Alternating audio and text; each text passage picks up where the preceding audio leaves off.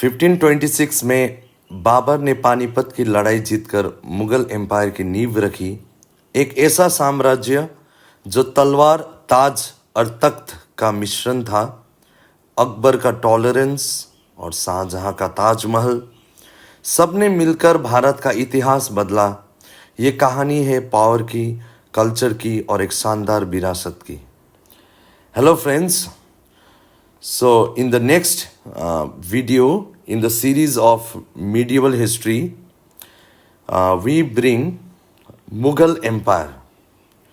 So today we are going to study about Mughal Empire in this video, which is very important for upcoming UPSC prelims and various state PCS examinations, SSC, banking and all other examinations. So guys, let's start. So, in the last video, we talked about Delhi Sultanate. So, whoever have missed this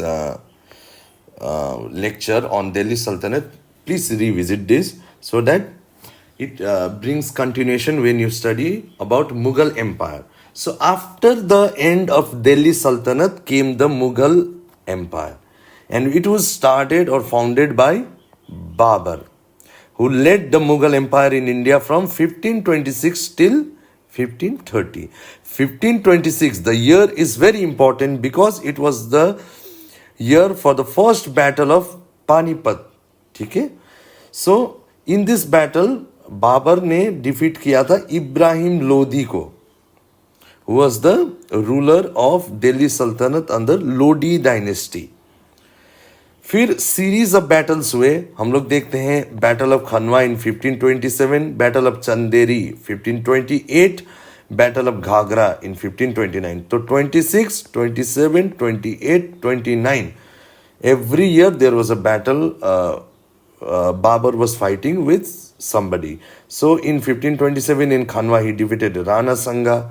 In 1528 in Chanderi he defeated Medini Rai, and in 1529 in Ghagra he defeated Mehmud Lodi.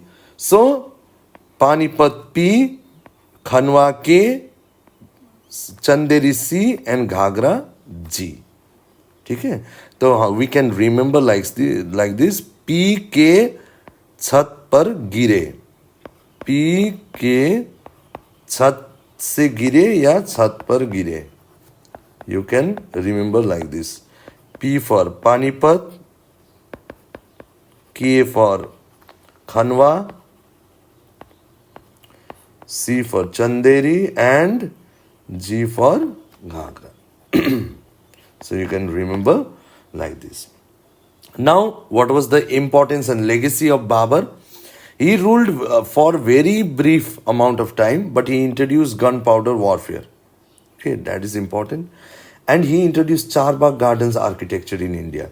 So you can see in this picture, the pathway, this pathway is surrounded by 4 gardens, right?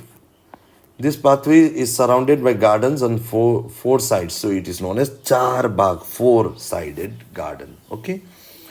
And he also introduced gunpowder, and Mughal Emperor Babur was the descendant of Timur on the father side and Chengiz Khan on the mother side. This is for general information.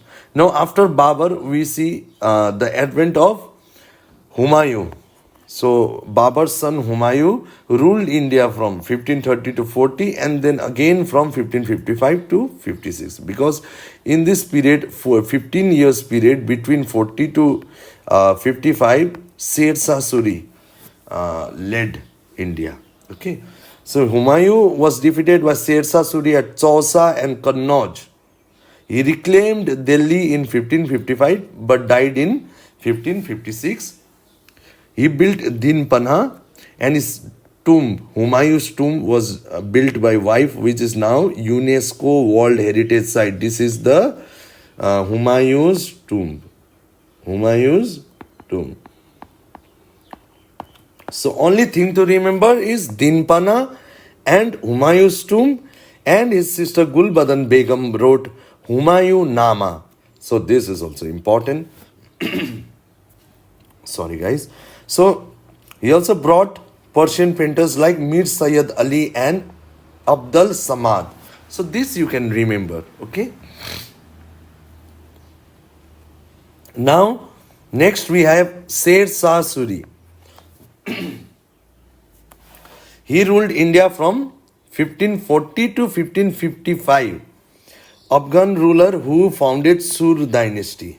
Okay, reforms. He also led various reforms like land revenue. In land revenue, classification किया उन्होंने land को, rice system introduce किया. तो rice system क्या है? Potential yield of land पर बीघा. तो आपको टैक्सेशन कैसे किया जाएगा? लैंड का टैक्सेशन, आपका पोटेंशियल यील्ड कितना होता है लैंड का, उस हिसाब से. तो जहाँ पे सोइल अगर फर्टाइल नहीं है तो वहाँ पे टैक्स कम पे करना पड़ेगा. And where the productivity is good then there the taxation is high. तो ये तरीके से उन्होंने एक लॉजिकल तरीके से राइस सिस्टम इंट्रोड्यूस किया था. ही ऑल्सो यूज्ड पट्टा and काबूलियत. So what is patta and kabuliyat? These are mainly the papers, okay, the rights of lands, we can say, rights of land. Even today we have patta of our land, right? So rights of land. And administration, he divided empire into sarkars and parganas. See the parganas word. So today in West Bengal we have the district North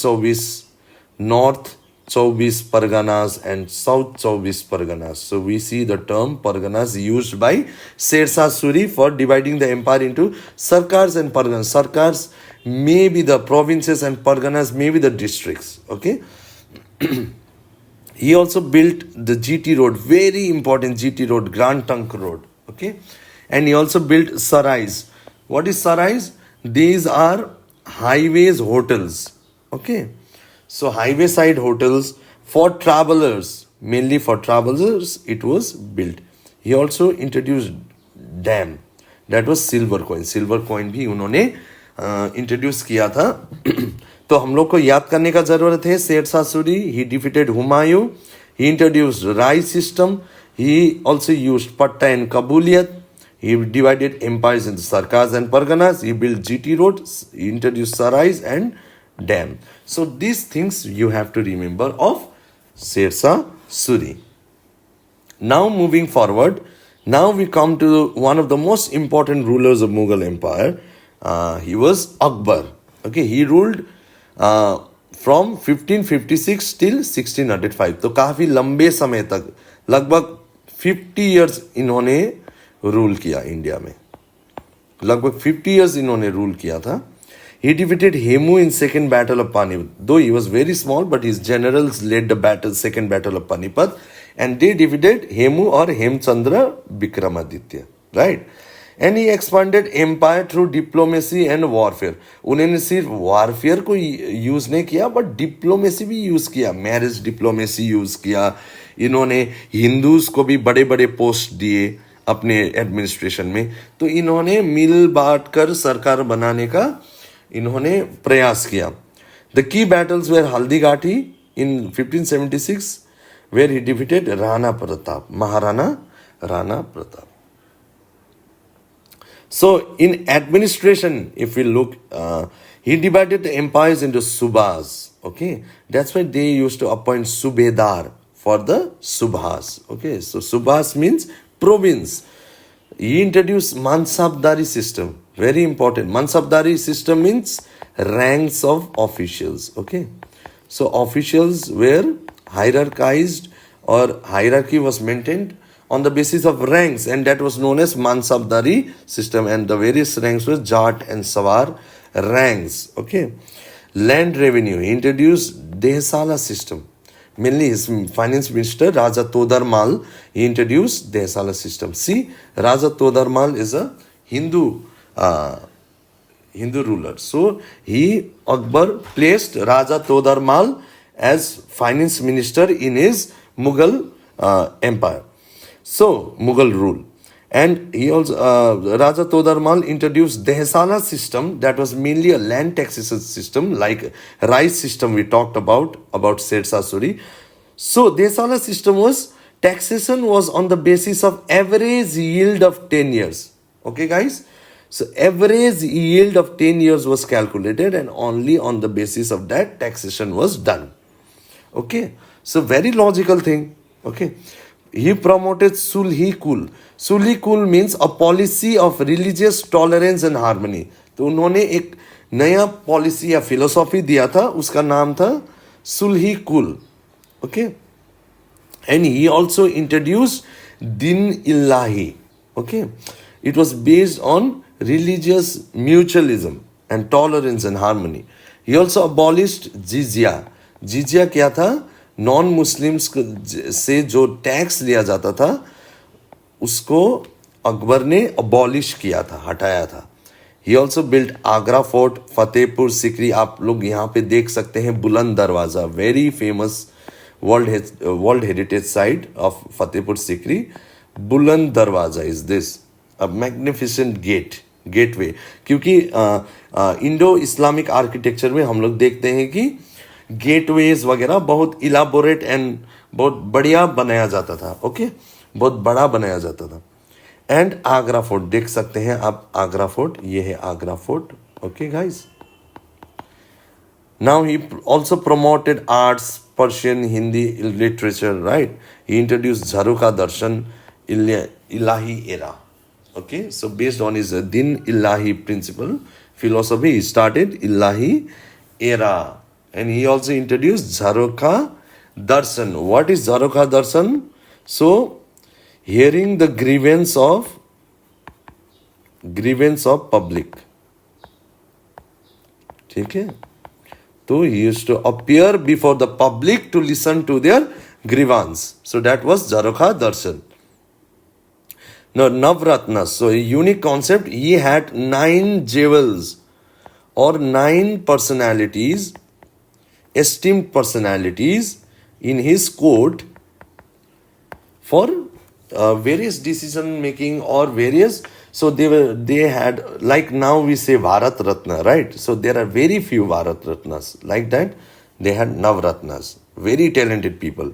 So Abul Fazl was a writer who wrote Ani Akbari. He was one of the Navratna. Birbal, you know very well. Tansen, also you all know very well. He was a musician, a singer. Todarmal, I already said he was a finance minister. Faizi, Rahim, etc. So they were the Navratnas. Okay. Now we come to later Mughals. So Jahangir, he ruled from 1605 to 1627. He was known for chain of justice. So उन्होंने अपने जो court था, उनका जो palace था, वहाँ पे एक चेन लगाया था. ठीक है, एक इस तरीके का सपोज चेन है. तो अगर उसको कोई आदमी खींचता है, ठीक है, कोई पब्लिक का ग्रीवांस है और वो ये चेन को खींच रहा है, तो एम्परर उनका ग्रीवेंस सुनते थे. ओके, सो इसको कोई भी आके अगर उनका कुछ ग्रीवांस है तो वो चेन खींचता था, जैसे हम लोग ट्रेन का चेन खींचते हैं, बदमाशी करते हैं वैसे. तो वो लोग आके वो चेन खींचते थे और एम्परर उनका ग्रीवेंस सुनते थे. तो he was known for chain of justice and he was also pattern of arts. उनके समय में पेंटिंग्स जेनिथ में पहुंचा. ओके, पेंटिंग्स जेनिथ में पहुंचा. जेनिथ मतलब एकदम हाई स्टैंडर्ड्स, बड़े मुकाम तक पहुंचा.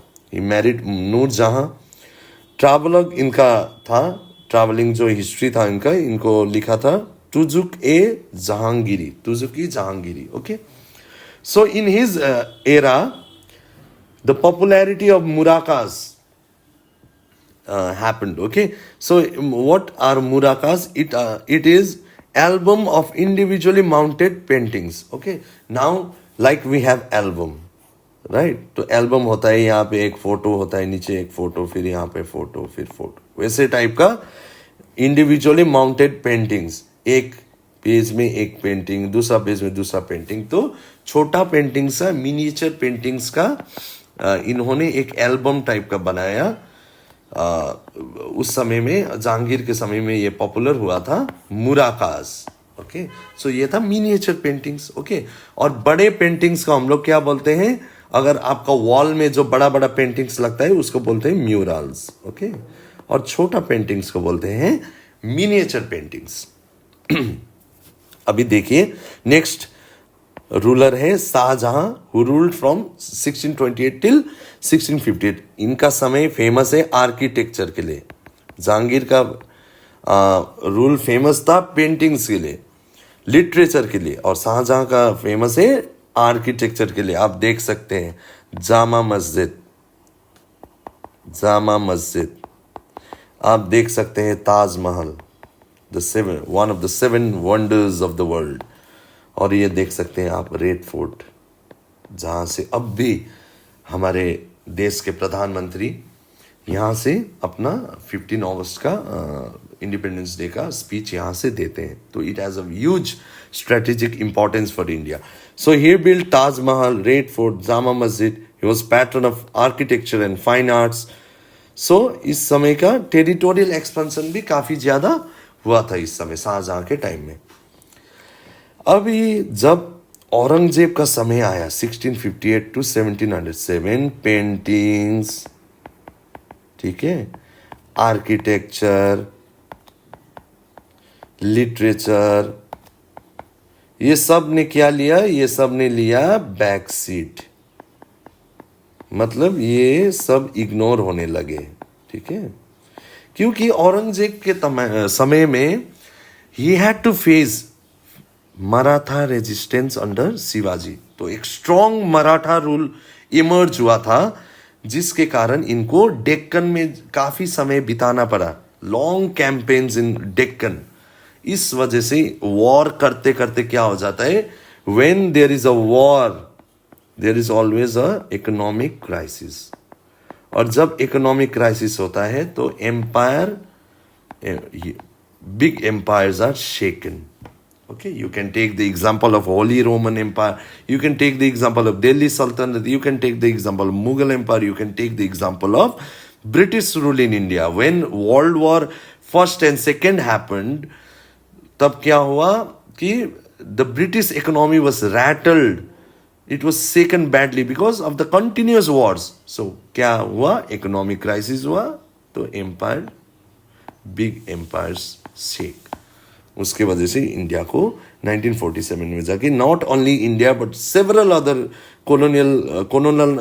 colonized countries were freed, they got independence। Okay, so जब भी वॉर होता है, इकोनॉमिक क्राइसिस होता है, इकोनॉमिक क्राइसिस होने से the big empires are shaken.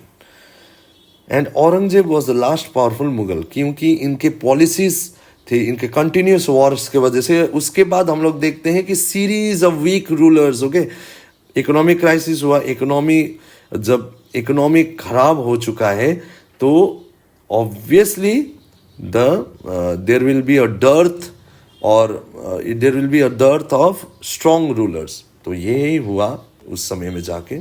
Now we generally look into the Mughal administration. So जब देखते हैं तो central administration emperor was supreme.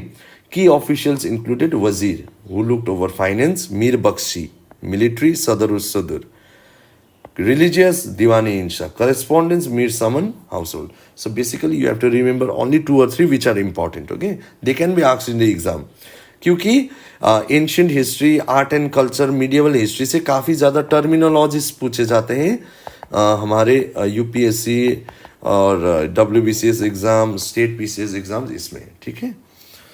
So provincial setup, it was empire was divided into subhas, sarkars, then parganas, then villages, okay? उसके बाद सूबेदार headed the सूबा with Diwan, Bakshi and काजी। तो ये सब रैंक्स थे। मनसबदारी सिस्टम, अफगर का जो रैंक बेस्ड मैंने आपको पढ़ाया, मिलिट्री सिविल सर्विस सिस्टम था ये, ठीक है। Like we have today IAS और WBCS और we have Uttar Pradesh public service commission, like that there was a mansabdari system then, okay. और जागीरदारी सिस्टम भी था, जो कि हम लोग बोलते थे iqtadari system in case of Delhi सल्तनत।